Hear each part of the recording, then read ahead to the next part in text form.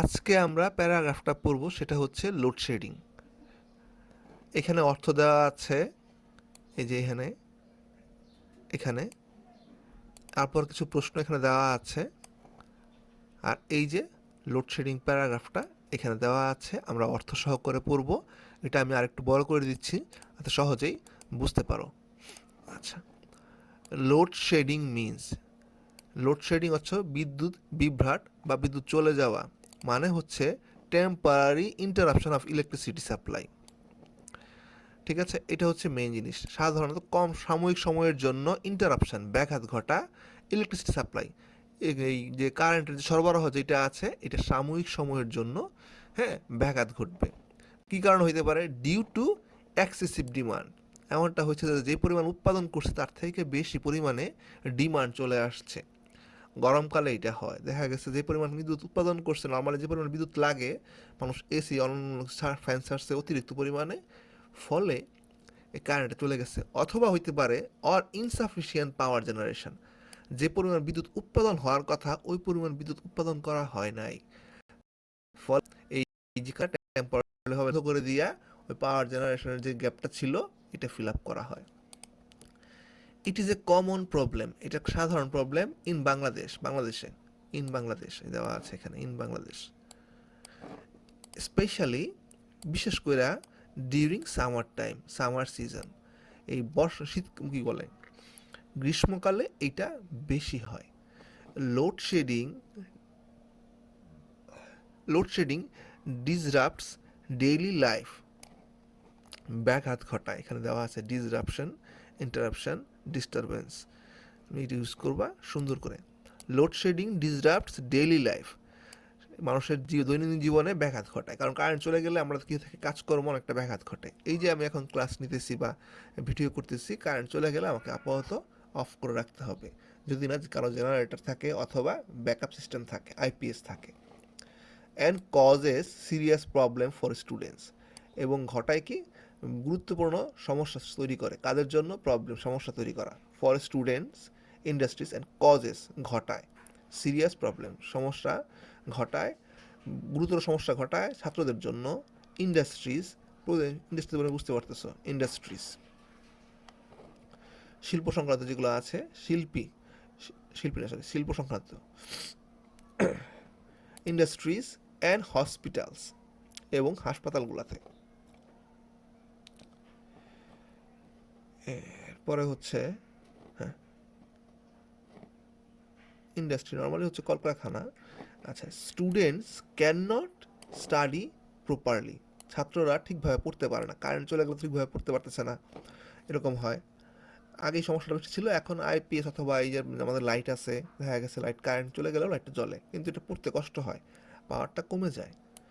Patient suffer due to lack of medical support, যারা থাকে, যারা রোগী থাকে, তারা এটা সাফার করে, সমস্যাটা সাফার করে ডিউ টু কী কারণে? Lack of medical support. Medical support যে হওয়ার কথা ছিল এটা বন্ধ হয়ে যায় অনেক সময়, কিন্তু এখন পাওয়ার যে কী বলে জেনারেটর থাকে ব্যাকআপ সাপ্লাইয়ের জন্য।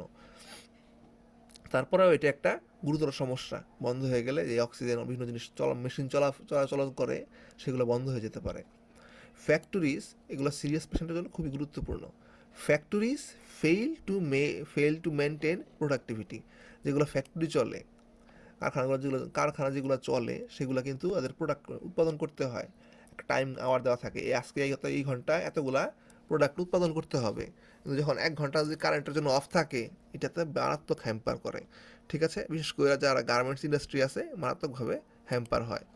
ফ্যাক্টরিজ ফেল টু মেনটেন, তারা তাদের উৎপাদন বজায় রাখতে ব্যাহত ঘটে। ফেল মানে হচ্ছে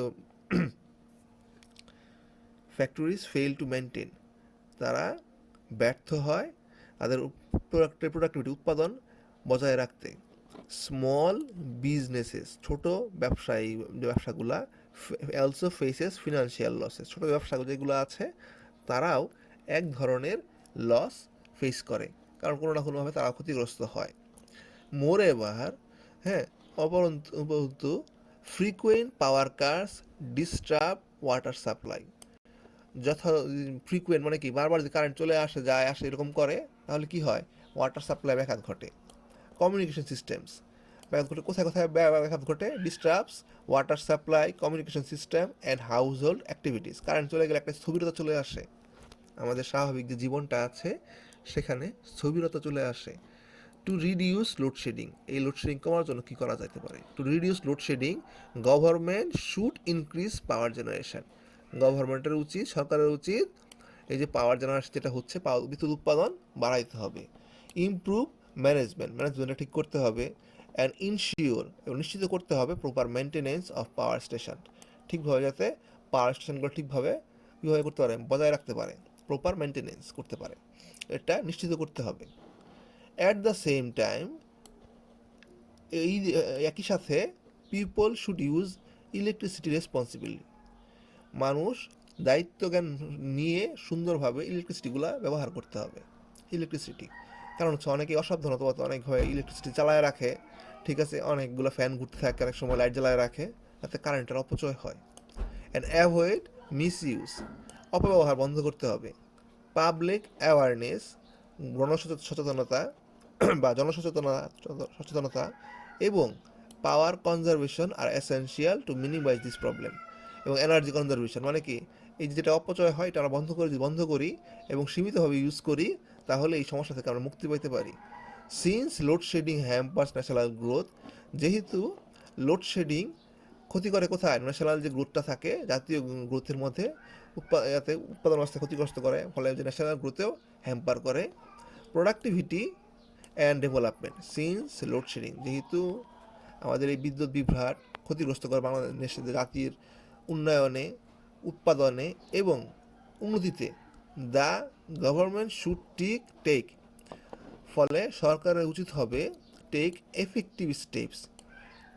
এফেক্টিভ কার্যকরী পদক্ষেপ নেওয়া, to reduce it as much as possible.